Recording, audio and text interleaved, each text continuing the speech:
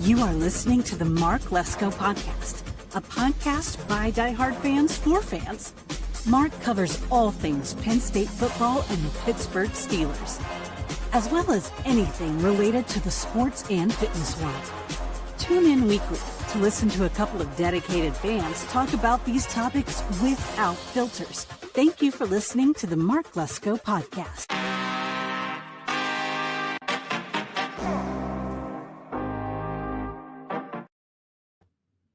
All right, everybody. Welcome back into another episode of the Mark Lesko Podcast here. Covering Penn State basketball now. Joined by Tyler Smith, a friend of mine that used to play at Penn State, played professionally as well. Tyler, welcome in, man. Thanks, Mark, man. It's good to be back with you again. And, I mean, football, a lot of excitement there, but it's nice to have excitement with the hoops team, too. We'll take it.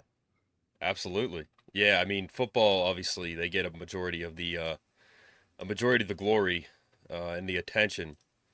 But, you know, one of the reasons why I wanted to start covering this, you know, we had Joe Crispin on before, and it was Tyler's teammate in college. And he really got me fired up. He's now the assistant head coach. And I've always been a Penn State basketball fan, Tyler, but, you know, we just haven't had the success that we would hope for. Your team still, to this day, is the furthest Penn State men's basketball has made it in the tournament. And that was 2001.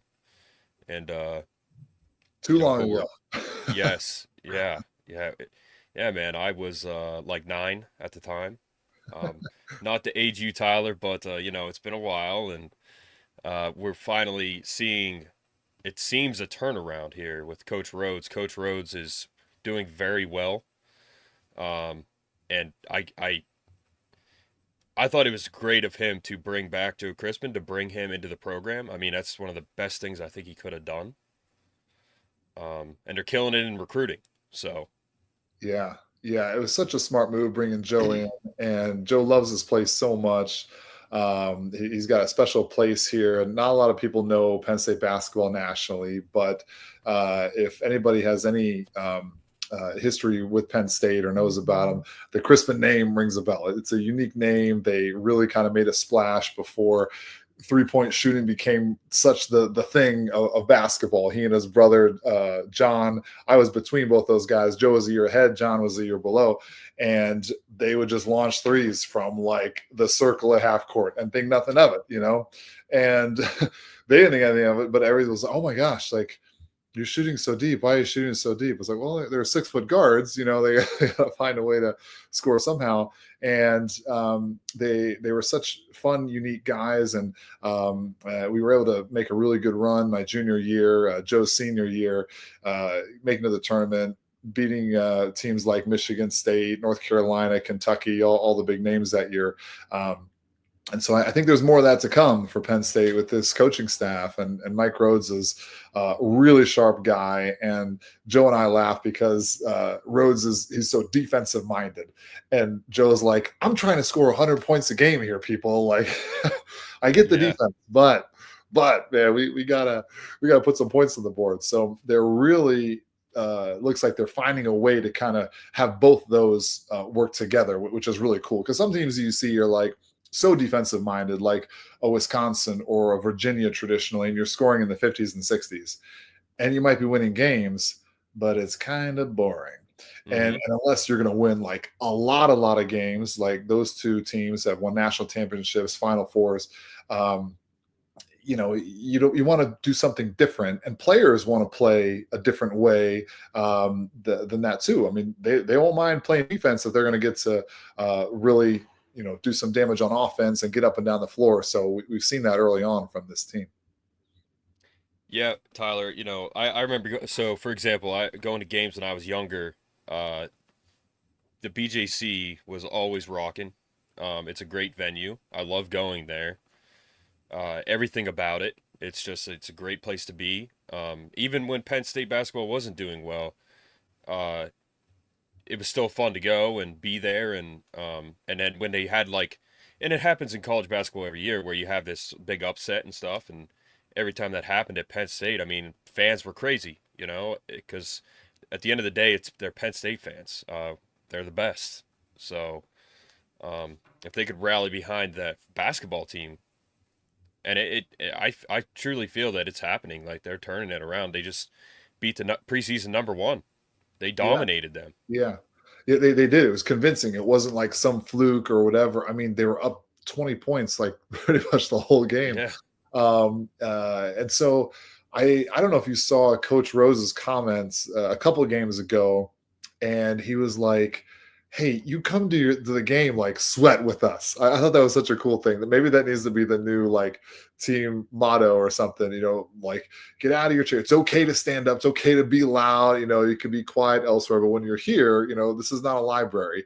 This is the BJC. Let's really make it fun, because when everybody is getting loud and rowdy, like the players feed off that. I mean, it's such a difference when you're playing a game and all the students are gone and there's only a handful, thousands of people there, versus the students are there, the band is going, and like everybody is just into it. I mean, it's almost like you don't get tired because this adrenaline just keeps pumping through your veins. So I thought that was such a great challenge by him, and just saying this does not need to be a boring place to play. And it's been knocked for many years that it's not a great venue. We get it. It's not Cameron Indoor. It's not the Palestra. It doesn't matter. If you are winning games, people will show up, and when they show up, man, it's a lot of fun to play in front of 14,000 people. And my years there, I started in 98. So the BJC was only a couple years old, and they just come from Rec Hall. People were excited for a bigger arena, feeling like, hey, we're in the Big Ten, playing with the big boys and stuff. So that was really cool. Ohio State had just built their stadium, so there were these, really big stadiums, and people were coming out. There would be like people in the upper decks like 30 minutes before the game. Rather than the black curtains being down like they are sometimes. So, Yeah. I think as sometimes you got to win with, win first before people show up. You can't expect people just to come out. Like Penn State football has that tradition for decades, and the basketball team is still building that. But I love the way things are going right now for those guys. Really happy for them. Well, Tyler, there's a lot of history with the program too, as you know. And I wanted to make like an all name team at some point. Some of the cool names that we've seen with Penn State basketball, like Pringle was one of them, Taylor Battle, Lamar Stevens, Ace Baldwin now. Yes. And Great then names. you got Puff and Yeah. the team last year, just that they put together initially, I'm like, this has got to be like an all name team just on its own, which I thought was pretty cool. But they had such a hard job last year of trying to launch this program with a new staff, and they signed like 13, 14 guys in like 6 weeks. Mm-hmm. And that's so hard to do and have any kind of level of success. And yet it was actually a very strong, steady first year for them, all things considered. And then, of course, what happens naturally is you have some attrition, and it may not be the right fit for some guys. And so some guys left, they're bringing some new guys in, but they really are starting to create their identity. And when players start to see, oh, this is actually working, then they buy in even more. And so now that you have big wins against Purdue, and I mean, they absolutely destroyed Virginia Tech earlier on. I don't know how good Tech's going to be this year, but when you see those things start to happen, and just this fun brand of basketball. I mean, you got Yannick getting like 7 dunks a game sometimes, this big dude, and you've got such a great leader and point guard and Ace Baldwin. I mean, it's like, can he just stay here forever? Can we just get him like a whole bunch more COVID years? How about it? Because I mean, he's so smart out there. You can just tell like he is like 2 steps ahead of everybody and seeing stuff happen. And isn't it funny how he plays at like a different pace? He plays at like a pro pace.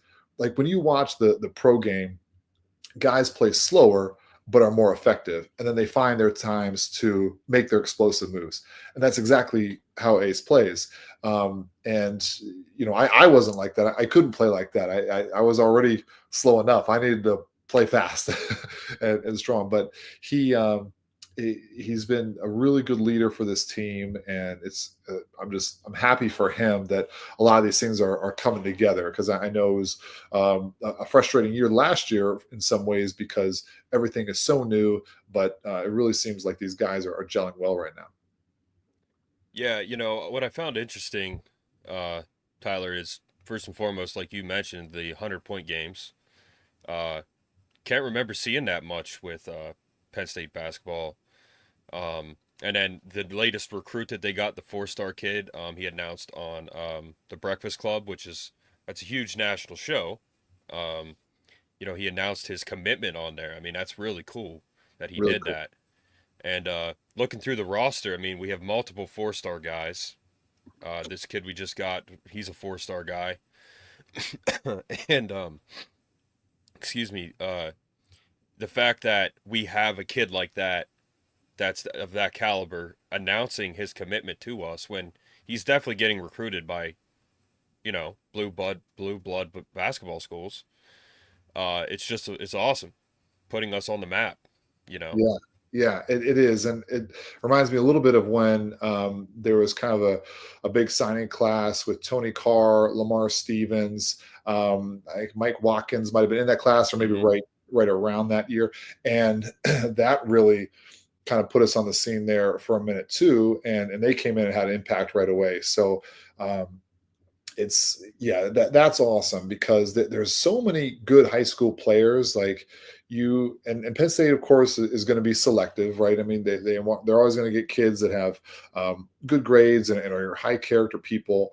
Yeah. That's kind of the style for Penn State. And the fact that Rhodes is able to get those guys coming here, I mean, that's hard, man. It is so competitive recruiting wise. So to be able to get a couple of those guys, and for guys to want to really make an impact in a new place that maybe hasn't had a huge history, that's when you're getting a special kid. So I can't wait to see those guys play as well. Yeah, Caden Mingo. I'm gonna look up his national ranking. Tyler, this is something I also looked up too. The fact that, okay, so he is scouting number 43 ranked, Caden Mingo. I think that's nationally number 43. That's pretty good. Yeah. Well, one or two guys in New York, right? Yes. Yeah. Now, with the rankings, I guess every Monday at 1 p.m. they announce them. Okay. And that's the other exciting part here is we just beat number 8. We dominated them. Yeah. So we're definitely going to be ranked. We're 8-1 too. We're I guess we're 4th in the Big Ten right now. Okay. At 8-1. So, yeah. So, Michigan is 8-1. Michigan State's 8-2. Oregon's 9-0. Yeah. Penn State is 8-1. UCLA's 7-1. And again, Purdue, preseason number 1. So we beat them when they were 8. And we're definitely got to move up in the rankings. We play again the 10th. I think it's at home. They play, I think, at Rutgers next, I think. Okay, the 10th. Yeah. All right. And, that's another interesting aspect. I'm a college football guy. That's my passion. But the way the rankings are and the way it moves around so much because there's so many games, it's a very interesting aspect in the sense that come tomorrow at 1, we're probably going to be ranked. And then depending how we do next week and stuff, because I think they have 2 games next week, they can move up. So it's always changing, Yeah. Yeah. And, Penn State, the highest they've gotten in recent years, I think they were as high as number 9 under Pat Chambers when Lamar Stevens was there. And I think that was the year they were going to go to the tournament, and then COVID hit. And I'm like, you got to be kidding me. Like we've been waiting decades to like be this good at team and to have this kind of a impact. And here they are getting ready to, for sure they were in the tournament, which was never the case. I mean, they got in, I believe, with Taylor Battle and Jeff Brooks, but it was like once a decade. And I'm like, man, here we go. And then like they didn't even get a chance to play. So yeah, they'll have a couple games this week. Tuesday at Rutgers, Saturday Coppin State at home. And I mean, shoot, if they can rattle off a couple more wins here before like the real heart of the Big Ten season, they're going to be going in with a whole bunch of confidence. And you know, it's going to be a fun year, man. It already has been. I mean, just I've been in a few of their games where they're hitting 100 points, and it's like they're just not letting their foot off the gas. And that's what's really cool to see offensively, because this is the challenge and for all college teams is when you get up by 20, okay, well, how do you stretch it to 25, maybe 30? Because oftentimes it's like, you get a little complacent. The other team gets motivated. They don't want to get blown out. But Penn State really has just kept their foot on the gas, and it's fun to see. And what happens too is that you will get into some of these Big Ten games where things do slow down. There's a lot of fouls called. Maybe it turns into a half-point or half-court game, and then you're going to have a few games probably in the 60s. But your average then is still going to be like, in the 80s, and I think that's where they want to be, because when you're scoring a lot of points, there's no high school kid in the country, even college kids in the country, that are going to transfer through the portal that are like, hey, let me go somewhere where they don't really score that many points. But when you have that on your side and you're proud of it, that's like this is a part of our identity. That's a really attractive thing. So while Penn State may not have these crazy NIL money that some of these teams do, like Kentucky or North Carolina, where you got guys like Jordan probably just giving crazy money. Yeah, that's right. Like we can still go out and be competitive and win when you're getting guys who are hungry to prove themselves. Because man, like anytime you get guys with a chip on their shoulder, like who's that really good quarterback for Penn State when they were when O'Brien was here, and it was like the first year and things like they lost all their scholarships. What was his name? McGloin. But was it McGloin? Well, yeah, McGloin came in. Yes, it was McGloin. Yes. Yeah. And like he just embodied everything that Penn State was, man. He just was grinder, passionate, fiery. He just had this chip on his shoulder. And it's like, man, Penn State should have been terrible that year, all things considered, with the scholarship reductions and all the sanctions and like no hope of a bowl game. And they go out and like people were so proud of that team and the way they played. And I think you're going to find that same kind of thing with Penn State. It's the kind of starts with leadership, always leadership. And I think that's what Rhodes brings to this program between him, Coach Scott, all the coaches there are phenomenal guys. They're such hard workers, such personal guys. Joe is he's such a character in himself, always wanting to kind of push the envelope and do things differently and think outside the box where, sometimes college basketball, we got like, we got to really do it this certain way and have this formula. And that's how and Joe sometimes just kind of blows all that stuff up. And you're like, what if he's right? What if like there's a way to win differently and be really, really fun to watch? Oh yeah. He like I said, Tyler, talking to him and just kind of I tried to open up his mind. It's like an onion. Like I was trying to peel layers off, open up what his thoughts were, and man, it was incredible what his mindset. Like he's talking about playing with Kobe, and how he thought I can take this guy on, and he guarded Jordan, and I remembered how he played. So to hear him speak and the way he thinks, it totally made sense. Absolutely, he's going to shake things up in a good way. Yeah, yeah, and it's not just him, right? I mean, you got Jamal there as the associate head coach, Yeah. Brent Scott, Jimmy Martelli, like those guys. It's such a good, strong staff. They all really want to be here and just uh, make an imprint and put their fingerprints all over the program. So, you know, I'm super excited about these. I mean, I was last year, but really seeing it start to pay off this year is really fun. Yeah, last year was exciting because he brought in all those recruits, like you said. He was bringing in like tons and tons of guys. And I remember watching, looking at the Penn State news feeds. I'm like, geez, he's bringing in like an entire new roster, and they're all great prospects. Yeah, yeah. I know, picking guys off from some of these really good schools, and then guys like Nick, Kern, and Ace coming in that the big time chip on their shoulder. Like, they had a lot Yeah, of success at VCU, but it's like, hey, we can do this at kind of a whole nother level, and for sure they are, and they're those two are fun to watch too. Like if you catch some of their like chemistry on the court, man, like it's like how twins sometimes like can finish each other's sentences and stuff. It's yeah, I swear, like those two guys have played together so much, man. Ace just knows exactly where he is. Like he's got some kind of GPS in his head. He doesn't even have to look yeah, at it. He'll just find him, for alley oops or cuts. And Nick is so active and such a great athlete.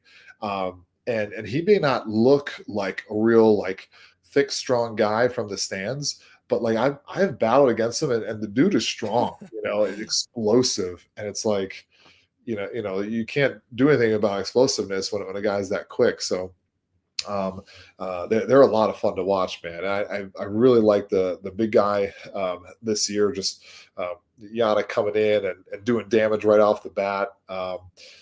Not probably really well known guy nationally, playing in Northern Illinois, but man, he has not wasted any time and making his presence felt. no, no, Yannick, this 7-footer. I mean, my goodness, and the way he moves, man, and he's athletic. I mean, that's one thing I've always been fascinated by. Football players, you know what you're getting. They're big. They're generally they're not always tall, but they're big. Like you see them, you're like, yeah, that guy plays football. Basketball players too. Like I see basketball players. It always fascinated me the fact. First of all, they're extremely tall. You're what, 6'9"? Yeah, yeah, And so they're tall, and I'm 6'1", so I'm like looking up. Every time I talk to you, I'm looking up at you. Uh, they're tall and they're freaky athletic, and it's just crazy that you can be that tall and that athletic all together. It's like, and it to these guys are around tall people all the time. It's just normal to them.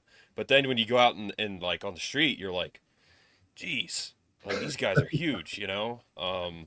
yeah. So It a is. It seven is footer fun. is like a whole different. Yeah, especially 7 footers, and those even I get it. Like when I see a 7 footer, I'm even like, oh my gosh, like that is not a normal human being. Like, and I played with guys that were 7'2", 7'3", 7'5".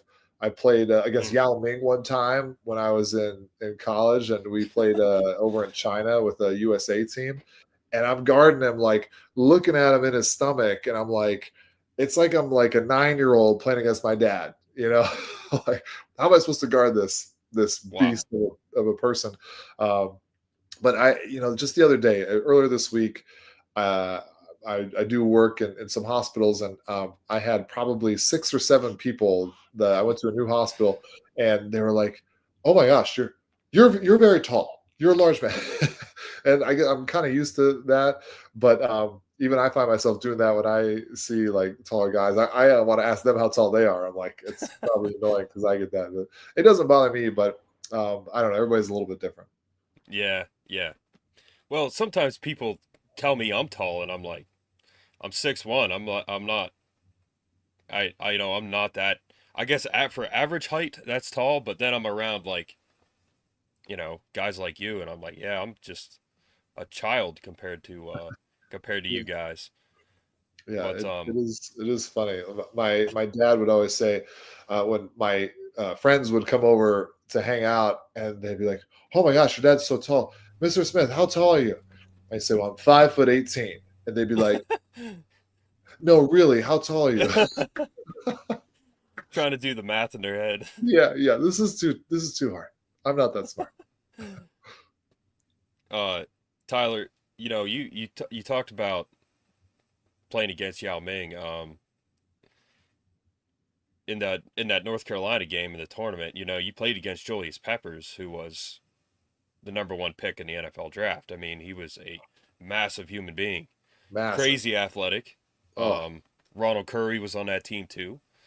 yeah. One of Michael Vick's teammates back in the day, one of the best high school athletes ever. Um, like, do you think a team like yours, who played very well and made it far and beat a very good team in North Carolina, can that be replicated today? Do you think? Yeah, I absolutely. And we were a team. We had some games where we scored some pretty healthy numbers. I can remember one game. It was 105 to 103, and we played Kent State, and it was just this shootout, and we didn't even go to overtime. Um, and it's like once you kind of get in that rhythm of speed and just aggressiveness and playing like it's so much fun to play in those games because the momentum swings and the energy are just awesome. And I think for sure, like um, when we played, we scored a pretty good numbers. At the time, I mean, we were scoring in the 80s regularly, hit the 90s sometimes. And that was thanks to those crazy Crispin brothers, Titus Ivory, Brandon Watkins, Sharif Chambliss, Jamal Tate. We had a lot of good uh, players. Some of them were role guys like me, but I mean everybody really just loved playing together. And so I think this year you're starting to see that where guys are kind of finding their roles a little bit and what works. And that's one of the hardest things I think in any team, any organization, is being proud of what your role is. And for me, like I was never looking to shoot like 10 to 15 times a game. That wasn't my role, but I loved playing really hard defense. I loved being able to hit an open jumper from the elbow or whatever it was. And I think when guys really embrace like what that is, that's what makes teams dangerous. But when you're on teams, and I played on these teams also, I remember playing the D League one time where everybody's trying to make the NBA, and now it's the G Hmm. League. And these like everybody wanted to be the hero and shoot 30 times a game and put up a whole bunch of points, even though we would literally have NBA coaches and scouts telling us every week, we don't need scorers. Okay. Nobody's coming from the G League to be an all-star. We need role guys because we can only have a handful of superstars on each team. We need role guys. And so, and they don't have to be bad roles like, oh, I'm only going to score like 2 points a game. Like, I mean, there's roles for everybody. But anytime guys are buying into that, and I think that's what we're seeing with Penn State, it really starts to become a dangerous team because you don't have to have like more talent and out talent other teams all the time. If you've got great chemistry, guys are buying in to what they're supposed to do, and you've got great leadership. And I see all those things happening right now with the basketball team. Yeah, so leadership, camaraderie, very important aspects of success for this team, and they have that. So Yeah, I'll say this about Joe too, Tyler. I just as I said with his mindset and the fact that you know he's constantly coming up with ideas. I mean, I think that's going to open up a lot of doors for just bringing in any type of player that I mean, they could get like a top 10 recruit in the country at some point, I think, like they could do that. So, based off what you're saying because you stay in touch with the coaches and um I think they can do that, man. I think you think that too, for sure, you know. yeah, it would be really cool to see in the next 2 or 3 years um, how things just evolve and hopefully snowball. And I think the fact that you're seeing, hey, you got a top 50 guy coming in, you've got a top, what is it, like 19 class. I mean, Yep. they come in and they start making a name for themselves. That word gets around because players talk. And on social media, they see like where guys are having fun, enjoying themselves, and they also see where guys aren't having fun. Like the guys who have played college ball and you've gone on recruiting visits, sometimes like everything kind of looks all golden, but a lot of times too, you'll get the sense of, I don't know if these guys really love playing here. I don't know if they really love where they are. And there's guys now, and I know stories of guys who are making a lot of NIL money their Hmm. first year or two, but then they're not playing. And so they're not getting the minutes that they want to play. And the money is great. But if you're a competitor and you're sitting on the side, you're like, man, I want to be playing somewhere. They're going to be finding other places and other options. So even if Penn State maybe doesn't get a really really high level recruit, there's so many guys that really are hungry for that opportunity. That's I think they're going to be able to steal some of those too as they go, and we've already kind of seen that with some of these guys. But yeah, I think there's a lot of great things ahead for the team, and we're really seeing it now. Yeah. It, it's as a fan, as a Penn State fan, and most fans of Penn State follow football. We've always been a football school. Joe Paterno and all the history of that, 100%. But to have a team, to have a basketball team as well, starting to show this life, if you will, is very exciting. And I agree with you 100%, Tyler. Like, I think they're really turning the tide here. And I Coach Rhodes. I don't, but I feel like, first of all, I think he'll stay here long term, and if he does not, we have the guy in waiting.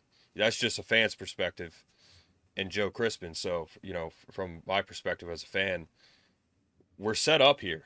I mean, we're set up well going forward. So Yeah, yeah, I think they're in Penn State's in a pretty healthy place right now, which is cool to see. But of course, football is number one, and always has been, and rightfully so. I mean, when you win national championships and you're bringing 110,000 people to the games, you should be number one. You've earned that. It wasn't like it was just give it to them, yeah, as a nice little Christmas gift. I mean, this is a sustained thing that when the ticket prices and the parking prices keep going through the roof, people are still on a waiting list to hmm, pay that and come and experience that.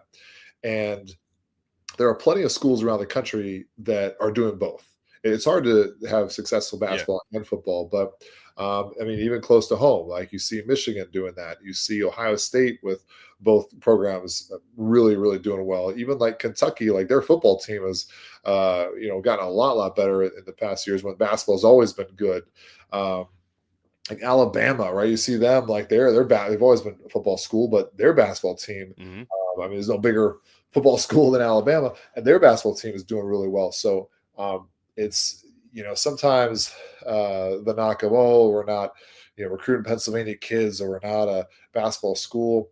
Well, we weren't a hockey school much that long ago, and now yeah, everybody's all excited about the hockey team with this amazing arena, and they were number one not that long ago, and hmm, really putting up a lot of competitive seasons. So yeah, I think Pat Kraft is a phenomenal AD. Everything I've seen, everything I've heard, from him, talking to him just briefly, just the energy that guy has is awesome. And I think he is uh, such a difference maker here at Penn State. It's neat to have him really kind of leading the way, and I think he really gets it. And I know the basketball coaches really think highly of him as well. yeah. I'm also pleased with Pat Kraft for sure. I mean, and you know, a lot of people, I'm sure, identify him with just football, but he's the AD. He's all sports, and he's definitely a great addition to the Penn State family for sure. So, Tyler, I really hope that going forward that this success continues. I'm really excited about what we can do and what we're gonna see. Uh, it's great to have you on. Basketball. I'm gonna have next time we're on. Brett's gonna join us. He's just working right now. So, because Brett, he's a basketball fan. He watches Penn State basketball. He loves it. And as I said, I'm diehard football, but I want to get into basketball as well. I want to learn more about it because at the end of the day, it's my school. It's my I'm alumni, and uh, of course I want Penn State basketball to do well. So I look forward to covering it. Uh, Tyler, I would like to have, as I said, I want to do this as often as we can. So we'll stay in touch about that. But Yeah. Is there anything else you want to talk about, Tyler? I mean, got to look for the rankings this week. That's very I exciting. know, man. I'm really, really excited for these guys. I think it's coming. I think they're deserving to be ranked at this point, given their big win over Purdue, convincing win. I think they've been, scoring so many points, like really convincing wins all preseason long. Why not? I think they have earned a spot in the top 25 here to start. At the same time, if they don't, that keeps you hungry. There's definitely a bright side when you're not listed in that top 25 and feel like you've been a little disrespected, and that's a good place to be because when you feel like you're a little bit of the underdog, and listen, they still have a lot to prove, even though they beat Purdue and they've had some convincing wins.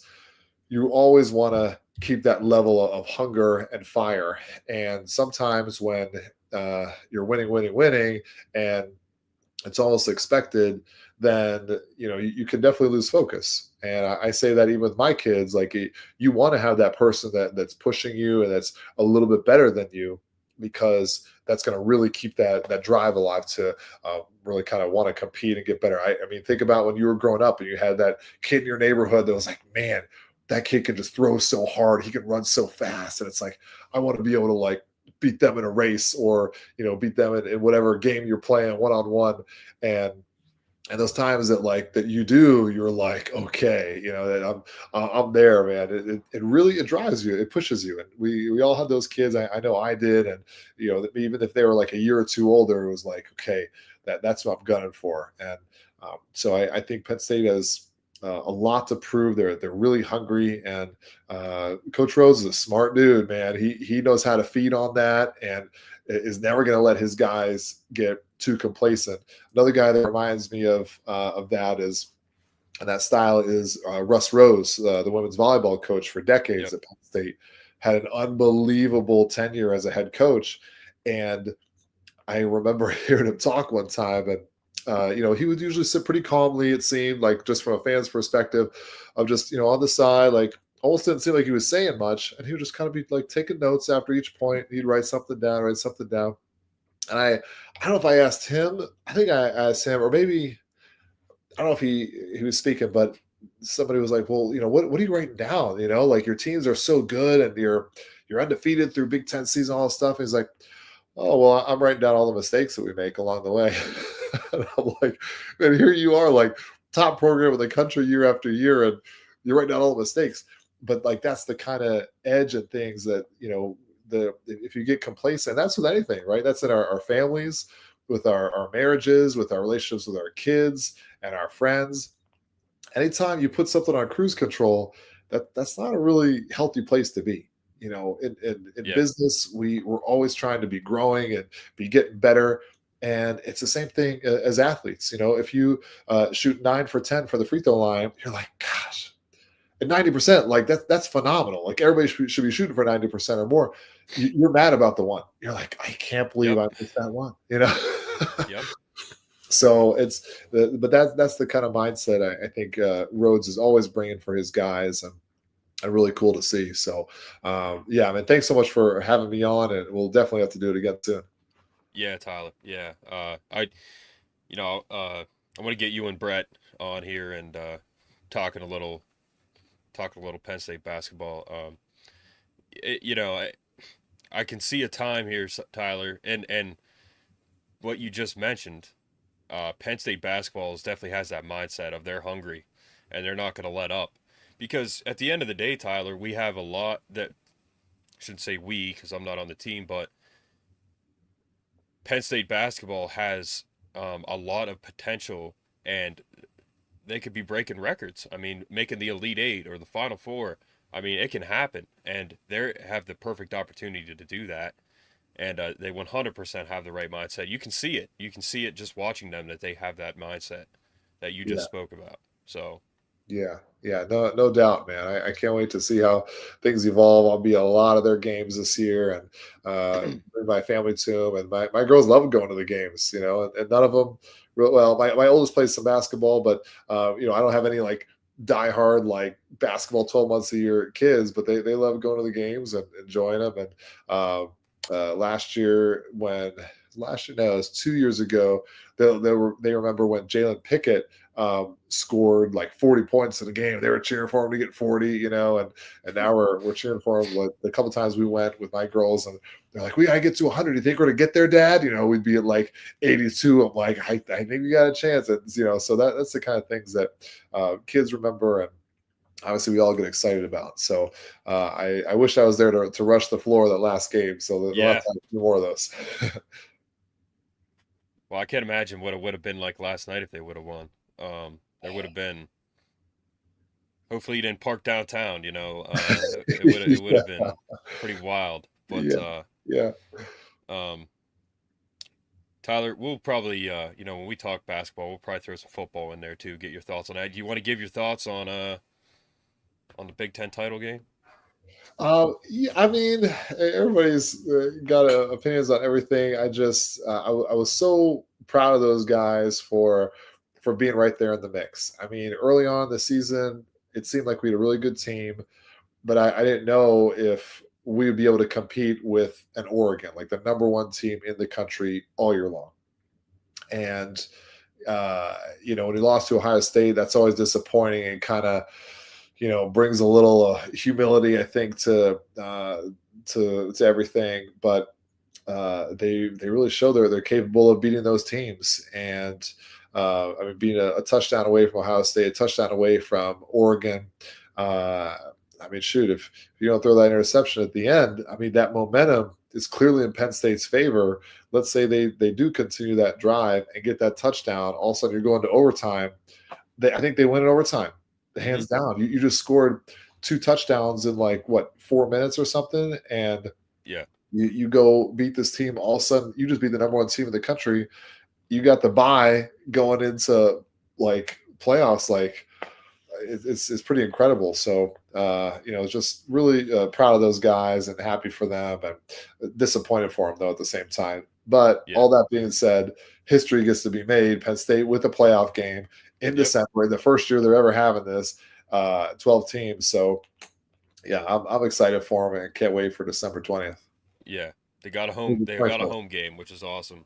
It's December 21st. Yes. Yeah. At noon. At noon, yeah. On TNT. That'll be interesting. Is Charles Barkley So- going to announce? He should. He should. If Auburn was in it, he might. Yes, yeah, he totally would. I wonder who that will be. That's a good question, Tyler. I wonder who that will be. Maybe you'll get the nod, man. They might be calling you. Keep your phone on. Yeah, I'll keep it on for sure. Yeah, that would be. I did some of that in college, Tyler. Did some play-by-play, and that is hard. It is hard, man. Those guys make it look so easy and smooth, and then when you try and do it, oh, dude, it is hard. I've done a little bit of color here and there. It is challenging because it's like, I don't know. You really have to like expand your vocabulary, like how you say Yeah. things, because it's so easy to just kind of say the same thing over and over again. You're like, man, I gotta say this a different way so I don't bore myself. Yeah, it's when you're watching, you think a lot about what's going on, and you're like, in your head, you're thinking, but you got to say it, and that's hard, man. Like, I was saying that about today about the when they were showing all the reporters, all the girls in ESPN that were at the different venues for the playoff reveal, and I said, what they're doing is not easy. That is not easy. Doing live reporting, I mean, yeah, it's tough. It's yeah, I'm cool with doing this right here. I don't want to get into too much play by play, but um, Tyler, it's good having you on, man. We'll do this again. I'll stay in touch with you. That'd be fun, man. Thank you. I'd love to. Yeah, yeah. Uh, it's an exciting time, so that's why I'm doing this, and that's why I want to have you on here. So, until next time, guys, take care, and we'll talk to you again when Tyler comes on. So, Thanks, Mark. See you, buddy. see you, man.